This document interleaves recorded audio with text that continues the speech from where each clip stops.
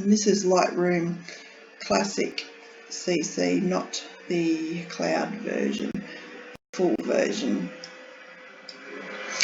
So you can see the histogram up here, and first thing I'll do is go into the basic area. You want to make sure your white balance is correct. I shoot in RAW, so when you shoot in RAW, your white balance will show up here. If you've shot in JPEG, these will be on 0, and you can change them by doing plus and minus. And this is the actual temperature that it was shot at 58.50 and plus 8. I'll often go in and just change it to auto and see what Lightroom does. So it's made it a lot cooler, which I don't like. It's made it quite blue looking, and sometimes I'll check daylight, which is quite nice, 5500 and plus 10. The as shot was 58.50 and plus 8, so that's even a little bit warmer. I quite like daylight. The other option is to use your eyedropper, and you can use that on an area that's greyish, light grey or white, and you hit on that, and that's made it really warm. I don't like that much at all, so I will bring that back down to the as shot, but it was reasonably nice. So I will use my arrows. I click on this little icon in the middle of the line and use my sideways left and right arrows. I can make that temperature go up and down. It's up a bit, and I actually quite like it a bit warmer, but not as warm as Lightroom did it on the daylight. So 6600 plus 8 on the tint. First thing I will do, I have a few presets over here which I'll often use, but I won't use that today, so I can show you generally what I would normally do. The second thing, I then go down to your lens correction. Tick these two boxes, which picks up the lens that you've used and does a couple of corrections for the lens. There's inbuilt corrections in Lightroom to correct just slight changes from the actual build of the lens. And then I will do a crop. I don't like this bright area at the top, that's very distracting, so I'll bring that down, move the dog back to the center to bring a little bit of that flower in. Want to keep a bit of room around him. Now this is not a professional shot, I just went out in the morning to grab a few shots of the dogs, and if I zoom in at 1:1, you can change your zoom up here, or you can use Control plus and Control minus to zoom in and out. I like to zoom into a 1:1 to see if it's sharp, and his eyes are pretty sharp on that, so that's pretty good. I'll Control minus to go back out to the full view. It's a little bit underexposed, so I'll up the exposure a little bit. With all these sliders here, you can adjust all of these from plus to minus.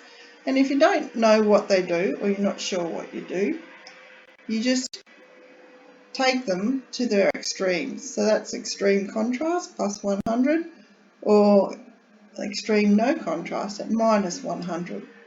Double click on the little teardrop and it puts it back to 0.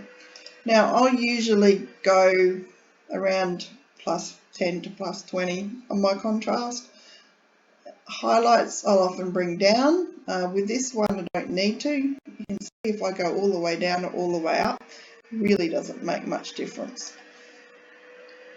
Shadows, it's quite a dull photo, so I'll bring the shadows up a bit. Same with that, it's quite flat lighting, so there's not making much difference with the shadows. Now with my histogram, I like to try and keep the whites right up into the white and the blacks right down to the black. So you've got a white point, so bring that up until the right hand side of the histogram just touches the edge, and then your black point, the same, you bring your black point down till it just kisses the black edge there. That will also add a little bit of contrast. Texture is a fairly new addition to Lightroom, and I'll just play with that usually to see what it does. If you bring it right down, you can see you get the blur effect. You bring it right up, it brings a whole lot of texture in. It's just too much. But I do like playing with the texture because it brings in a lot more oops, sorry about that, press the wrong button, texture to the photo without going too crazy on contrast. So bring that up to about 15, just brings out the texture in the dog's fur, brings a bit more detail. Clarity is one I don't like to take too far. You can see if you take it all the way up, it makes, to me, look quite ghastly. All the way down, you get a really blurred effect. So clarity, I very rarely take past about 10 or 20. And sometimes on portraits, I may go down in clarity, and same with contrast, I may go down. Just gives a bit of a softer look, and some people like to see. Vibrance, will usually take my vibrance up about 10. See if I go all the ways, go really yellow. Or if you want a black and white, you can always use a vibrance or saturation. Take all that out in black and white effect. Generally, I'll bring my vibrance up about 10, and my saturation, I won't even touch in that one. If you bring the saturation up, the colours are horrid. Bring the saturation right down, you get quite a nice black and white. This photo is actually quite nice in black and white, and I'll probably do that later, and I'll probably take it in Photoshop and get rid of all this rubbish in the background. But that's your basic edit, and you can see if I click on this button down here, it will show me the before and after. So you can see quite a difference between the before and after to that photo.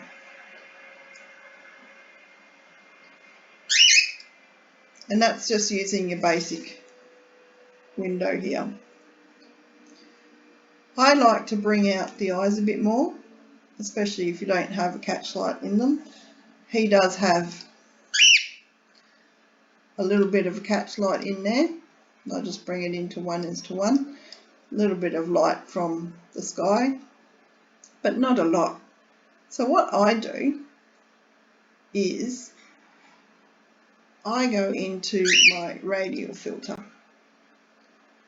In your radial filter, there's a whole lot of Lightroom's presets, I guess you call them, that they've done. I've made my own called a portrait center spot, which just ups the exposure a little bit, ups the shadows a little bit, ups the texture, clarity, and a couple of things just to brighten and sharpen the face. Now if I click on the square down here, show selected mask overlay, you can see the pink area is what it's affecting, which is outside my circle. If you click on the invert button here, you can see the red area is now on his face, and it's quite nicely feathered out to that circle. You can adjust your feather down here. So I'll just turn off the overlay so you can see the effect that it's made. It's brightened his face up and sharpened him up a little bit. It's maybe a little bit too much, but I'm going to leave it as it is just so you can see the effect. I'll click out of that and go back to the click fill or fit the photo back in, and you can see the effect on his face. The other thing I will do with animals and people often is I'll go to the adjustment brush, which is similar. There has a lot of presets that Lightroom have done, and I'll use Lightroom's eyes preset, which just again brings your exposure up a little bit, your shadows up a little bit, the clarity up a bit, and the sharpness up a bit. just to add a bit of brightness to the eyes. So now you just click where you want this to take. So I want to cover his whole eye, so I just move the background and make sure his whole eye is covered. You can adjust the size of your brush by using your bracket keys. So that's his eyes. And if I just go down here and turn this on and off, you can't see much difference there. There is a slight difference. Just give a little bit more life to his eyes. I don't like to go too far, because otherwise it just looks too unrealistic.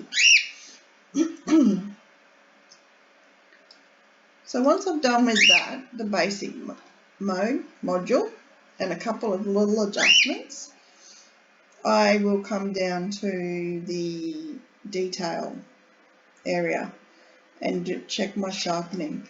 Now this was done at an ISO of 1600 on my D500. So as you can see, when I go into 1:1, it's actually quite noisy in the background there. You can see all the grain due to the high ISO. So sharpening is something you want to use to sharpen the details. Now I don't take it too far. Around 40 to 60 is about all I ever do, so I'm going to leave it on 40. The radius is to do with pixels. Now I'm not an expert in this at all. I tend to leave the radius where it is. The detail will bring up quite high because I want to save the details. I don't want to lose any details.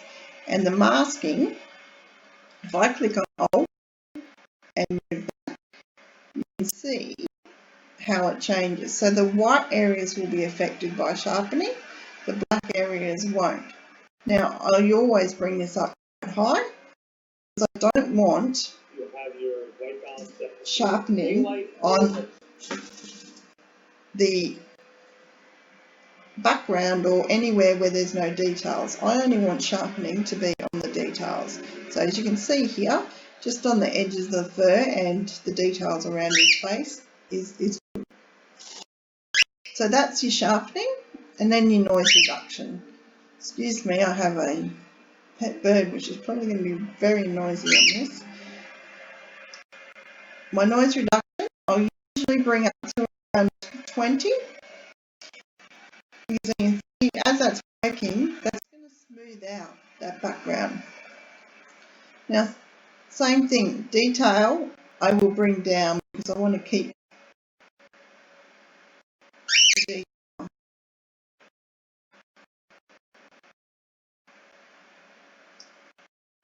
Actually, the other way.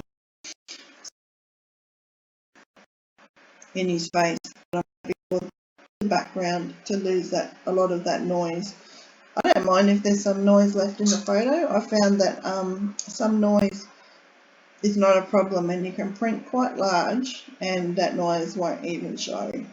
So I don't touch these ones down here, usually just leave them. So that's the detail.